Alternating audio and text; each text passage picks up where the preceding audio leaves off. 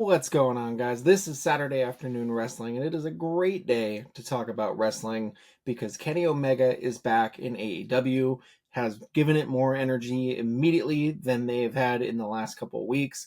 And it's also nice to have a distraction. Wrestling is something that I think, when done right and done well, could be, a huge distraction for people and what they have going on. And I don't think there is a truer time to say this than this past week with all of the wildfires that have been happening in Southern California. It's crazy to see. I'm very thankful here that my family is okay. Everyone has not been impacted, but so many people have been, and it's awful to see. And so I debated back and forth. I'm like, oh, is it weird to record something? But it feels like this is the type of thing, like wrestling is the type of thing that offers those distractions in those times. So figure hop on, talk a little bit about this week because it was a big one with NXT New Year's Evil, with Raw's big Netflix debut, and then with AEW as well. And before I get to that, I do have to touch on something else that is also bad news, or just a bummer of a topic, and that is Vince McMahon. As far as I'm concerned, the less we talk about him right now in 2025, the better, unless it's how much he is paying to Janelle Grant and anyone else that comes forward with accusations about him. But if you have not been super closely following everything that has been going on, he posted this last week. He put out a statement that said, this case is closed. I'm so glad it's finally over. We can move on. A lot of people read that and took that as like, oh, the case, the big case, the Janelle Grant assault and sexually trafficking and like all the horrible things that he did to her. Like, okay, that's all resolved. I knew it. I saw so many people on Twitter saying like, I knew we should have given him the benefit of the doubt. This is why I didn't say anything. Clearly, it was all just a ploy. And no, the lawsuit he was referring to in this statement that he put out on Friday was obviously super carefully crafted to avoid mentioning specifics. It was about the SEC lawsuit with him, about him using WWE money to pay his bribes and like blackmailing money to Janelle Grant and any other victims. And it found that he illicitly used WWE's money, and he came to a settlement agreement with the court and with the SEC, so where he will pay a $400,000 fine and will give WWE $1.3 million back. And he doesn't have to plead guilty. He doesn't have to anything else. It is just those two things, and that SEC case is closed. But that is it. He is still waiting on the lawsuit that is coming from her claims and her filing. So it is definitely not all honky dory like he would have people think or would want people to think. So if you see that, don't let it fool you. He is absolutely not in the clear on any of the truly horrible things that he is accused of, and that, like, by all accounts, he did, based on how everyone has reacted to this news. It doesn't seem like a lot of people were shocked when this whole story broke, so that kind of tells you a little bit of what you need to know right there. So if you see anything going around about how everything's done, just know, not by a long shot. Anyways, that was that. Let's get that out of the way. Now that that is out of the way, I just couldn't really talk about everything else without bringing that up first, because it was such a weird. I'm just gonna rant again. Never mind.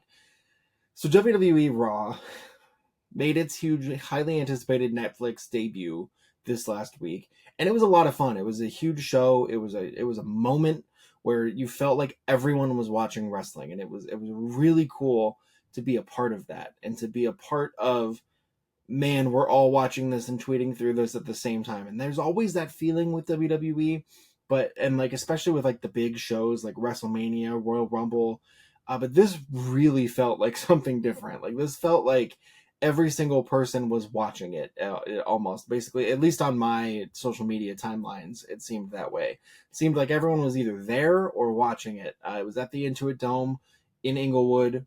And it was a really good show. Like I said, I've been doing these short recaps that you can find on TikTok or on YouTube Shorts, kind of going over like 3 key moments from the show. And I talked about these a little bit, so I'm going to try not to repeat myself too much here. But there was a big feeling of grandeur to it. Like it felt like a big spectacle. And I'm really curious to see how that's going to look moving forward. Um, if they're gonna make that big of an attempt, or if it was like obviously like we're bringing in so many new viewers, we have to go all out with it. And like if the rest, like if this coming week it's just gonna be like a Monday Night Raw like normal. But the production value and some of the things that they were using, like the drones they had, the drone footage going through the arena, and some of the angles they were getting was really cool. And I think part of that too is the newness of the Intuit Dome. I've not had the chance to make it over there yet for Clippers game or anything, but it just looks really cool. Like like I know it's built just for watching what is happening on the court. But it does look like it has like the cutting edge level of stuff, and I think they definitely took advantage of that as well. And the show itself, like I said, really good. I think it laid out some groundwork for things. There was a couple things though that I didn't like, and I didn't get into this earlier this week. So I'll just touch on those really quick. I kind of felt underwhelmed by a lot of the surprises that they had. Specifically, they relied on bringing out a lot of older wrestlers, and obviously that's a WWE thing. They're always going to do that because WWE legends are their eras, and it means so much to so many people. And so when you're having this big debut on a platform like Netflix, where you're getting so many new fans and so many old fans that have maybe stopped watching, you throw the Undertaker out there, or Hulk Hogan and Jimmy Hart out there, and fans are going to be really excited to see them, and casual fans are going to be really excited to see them, unless it's Hulk Hogan. And I saw Monday morning before the show, they announced that WWE was now a co-owner of Hulk Hogan's Real American Beer, to the point that the logo is on the mat. We'll talk about the mat in a second.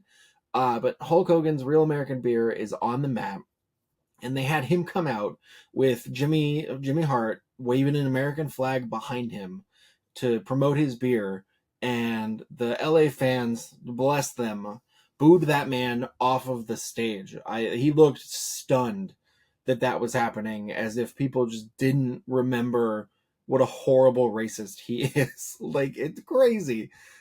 So that was a really weird, like, combination of things, to have him like announced as one of like the big sponsors, his beer company, then he pops out and gets booed, and like it felt like old WWE, and I hated it more in the moment than like looking back now, because like I said, like obviously they're going to try to pull as many viewers as they can, and nostalgia in wrestling kind of always works. So the fact that this one failed spectacularly means they either did not expect it at all to go this way, or did not care that it was going to go this way because they figured they'd make up for it. But when you do a big, huge Netflix premiere, and 5 million people are watching, or whatever the number ends up being, I think that's what I saw. It was like 4.95 million viewers live, not counting playbacks and rewatches and stuff.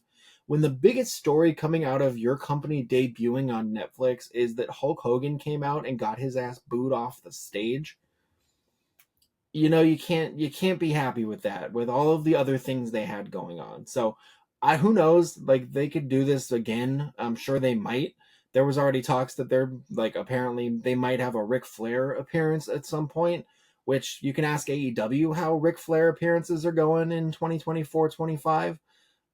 It just odd, just some odd decisions. And then honestly, bigger than that though, the thing that kind of threw me off was Rhea Ripley regained the women's title in a match with Liv Morgan, and everyone kind of figured Becky Lynch was going to return. There were reports that she had re-signed with the company and was going to be back soon. There was also a report that Alexa Bliss should be back soon. She's been gone for like 2 years with injuries, and then had her first child with her husband. And so there are all these rumors, and when Rhea Ripley won, people were kind of waiting for who was going to come, and it was Biker Undertaker, and he came out on a motorcycle, and Rhea Ripley stood next to him, and like it was a cool moment for her. It was a huge endorsement for her, but like that was it. It felt like, oh, there's nothing here to advance this story. And like I said, and I don't want to keep repeating myself, there's obviously another show next week. Like the train keeps moving here. So they need things every week that can keep everyone tuned in and can keep those audience sizes big and keep people engaged. So I read something that said Becky Lynch was never even planned to be there. That it had kind of always been. There was a conflicting report that said it was going to be her, and then they cut it at the last minute because The Undertaker was available. But then I read something that disputed that and said, no, not a chance. She was never going to be there. It was always The Undertaker. She's planned to come back soon. So who knows? There was also the same kind of report about Penta, who will be making his debut, it looks like, this coming week. And it was just weird because I would have thought, the big debut show, you would have had those big returns. But like I said, hindsight, you kind of think about, wanting those casual fans and those older fans that have lapsed a bit, and those instantly iconic names and characters are obviously going to pop off the screen to people, to more casual fans that may not be as like, hey, we've been waiting 2 years for Alexa Bliss, or hey, let's get Penta, who, most WWE fans might not even know. So I do understand it to that end. And one other thing I really wanted to talk about was with the main event. It was CM Punk and Seth Rollins in a very good match that CM Punk ended up winning, and he won it pretty clean. So I don't know what the plan is. Like, I would have imagined this was going to be like a 3-match series or something. So I'm still not entirely unconvinced that they're going to just run it back as soon as they can. Probably not the Rumble. I think both of them have declared to be in the match itself, but I would imagine they're going to keep running this back because they looked great together. They worked very well together. There's reportedly still a lot of real animosity with them, which, is really cool to see that they can put that aside to produce such amazing things on TV in the promos and in the match. But it got me to thinking, because we had the Netflix show The Raw kickoff with The Rock coming out and cutting a promo where he basically just dropped all of the final boss stuff. He just came out and talked like an executive, basically, and thanked Cody Rhodes for carrying the company and thanked Roman for being the one true tribal chief and acknowledged him. All things that we kind of thought were going to be storylines for The Rock going into WrestleMania. And he popped up again on NXT the next night and kind of said, like, shut up, just watch and enjoy. Like, you're going to enjoy where I'm taking you. So there's a lot of hints that he's still involved. And I've thought about that more and more as the week has gone on. And I was kind of thinking, because the rumor going around was that if The Rock and Roman Reigns don't wrestle at WrestleMania, then it'll be Roman Reigns and CM Punk in some capacity for something. And I started thinking about The Rock and Roman, and if that's the end game, what if the plan is to get people thinking it's Roman and CM Punk, and that CM Punk will finally get his WrestleMania main event that he has wanted for years, only to have The Rock come back and do the same thing again that happened last year, where, the fans turn on him because they want Cody to get his moment, and they just basically run that story back with CM Punk in the place of Cody Rhodes, because CM Punk 10, 11 years ago now at this point had a WrestleMania main event taken from him by The Rock, who decided he was just on a whim, decided he was going to come back and wrestle John Cena in the main event of WrestleMania 2 years in a row. So it feels like, it's the perfect way to do what WWE has been doing under Triple H's leadership, which is blurring the lines between, what is real and what is for storyline. And that was what made The Rock's run last year as the final boss so compelling, is you had him, you knew he was a member of the actual board. So to have him running around doing these terrible things and abusing his power made the story more compelling, because it was more conceivable. There was more legitimacy to it. And so I think about, when I think about CM Punk and The Rock, the only thing that comes to mind is the "your arms are too short to box with God" promo, which was like singe the hair off of my eyebrows the first time he said it. That was like hot fire. But and it's just interesting because it feels like they would be aware of that. And if all these reports about CM Punk and Roman Reigns are to be believed, there's going to be a lot of legwork to get to that. I don't know how you would get to CM Punk and Roman Reigns without The Rock being involved, basically. And it's just interesting. It makes me wonder, because it didn't feel like The Rock was just coming out to do an appearance and that's it, and like close the book on him at WrestleMania. Like, this is all he's going to be able to do for right now. And the only way it makes sense if Roman and Rock is the end game is you pull someone like CM Punk in, and I just don't see anyone else it could be, and so that gets the wheels turning. And I'd be really interested in what a Rock CM Punk match looks like, or what a triple threat, or whatever it could be, because this doesn't even have the title involved right now, and it could be a main event match at WrestleMania.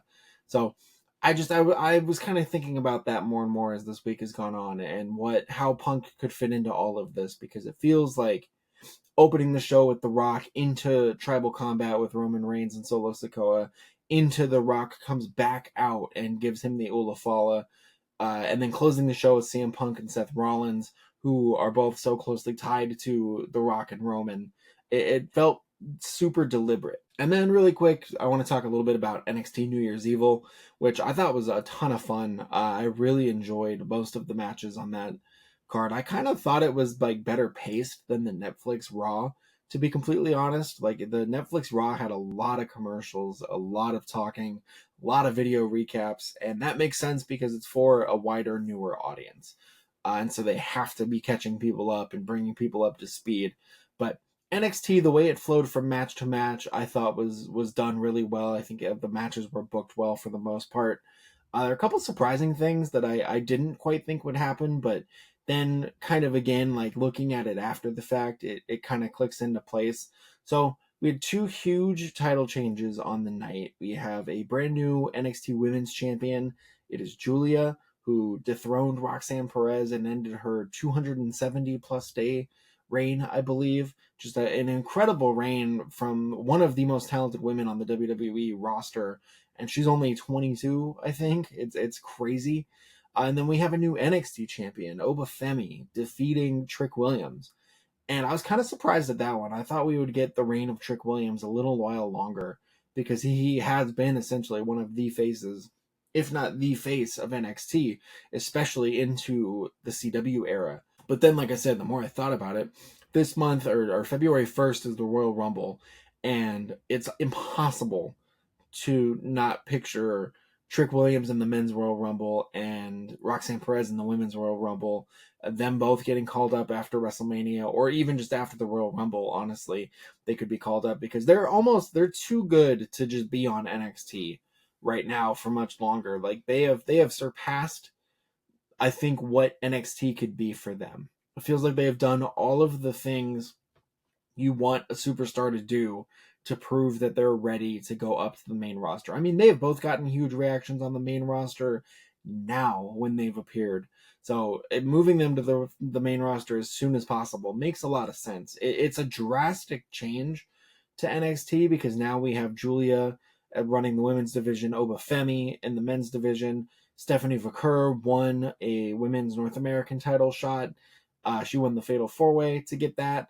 And it just feels like they are ushering in a new era very quickly. And it probably feels that way because there was, shifting things from the USA era into the first CW episodes, and like the debut there felt like kind of a big moment. So to have this happen so quickly after, 2-3 months later after their CW premiere, we have a new champion for both belts. We had, all these things.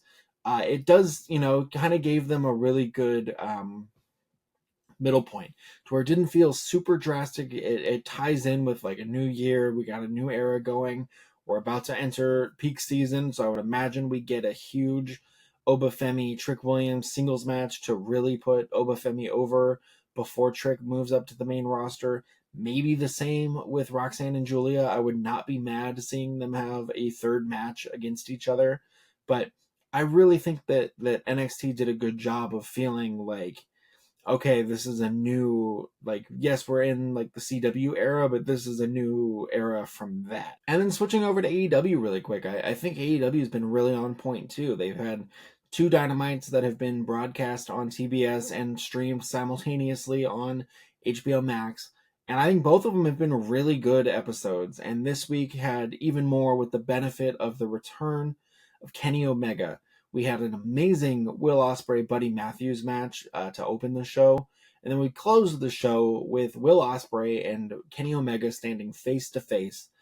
And it was cool. It was definitely like a goosebumps moment, because just seeing those guys in the ring together, like they just kind of like good things happen when those guys are in the ring together in basically any capacity. So we opened the show with Ospreay wrestling Buddy Matthews, and after the match, which Ospreay won, he got on the mic and really complimented Buddy Matthews and said, you don't need to be anyone's follower, basically. Like, you don't need a leader. You can just do your own thing. You're so talented. You can just do whatever. Like, you don't need it. You and Brody King both don't need a leader. And it was like, oh, wow, he's really, really putting him over. Well, we'll get to that in a second. And then we closed the show. Kenny Omega made his return to Dynamite, where he came out and cut one of I think the best promos I've seen from him in a long time, where he talked about how he may not be able to wrestle at the same level that he did before, but the whole reason he recovered and got better was because he wanted to come out and wrestle as best as he can. And while he was cutting that promo, he got interrupted by Don Callis, and I think a lot of people were like, are you kidding me? Because people just kind of had it in their minds that Kenny Omega was going to come back and just immediately hold all of the belts in AEW, because he had been given this extra time, basically. Like, who knew how long it was going to take him to recover? Who knew if he'd be able to wrestle again? He's already had one 5-star match this year, and he's like, it's 10 days into the year, or 11 days into the year, sorry. And so he's already looked like amazing, and like that's something where they were like, okay, AEW needs to take advantage of this. People were like, you can't mess around. So the Don Callis thing, and like starting there is a bit of a bummer, but it kind of feels like, it's going to be more to it. And like, I think the thing that makes it different is it feels like that's what Kenny Omega himself wants. I would imagine he's got a lot of input in what he is going to be doing. And so if this is what he wants, if this is part of the story he wants to tell, then I am going to trust it. But the visual at the end of the Don Callis family trying to jump him, Will Ospreay coming to the rescue with a chair, teasing hitting Kenny Omega with the chair because they just do not get along. It was all played out beautifully. And if this feeds into a tag match, which then turns into a singles match between the two again, AEW will be all the better off for it. If it's Ospreay and Omega against like two young stars like Takeshita and Kyle Fletcher, there are worse matches AEW could be having. There was something interesting I saw too that was about it was basically saying like, let's see what the ratings look like with Kenny Omega back, because we might need to put the AEW title on Kenny Omega conversation and just kill whatever this Death Riders thing is.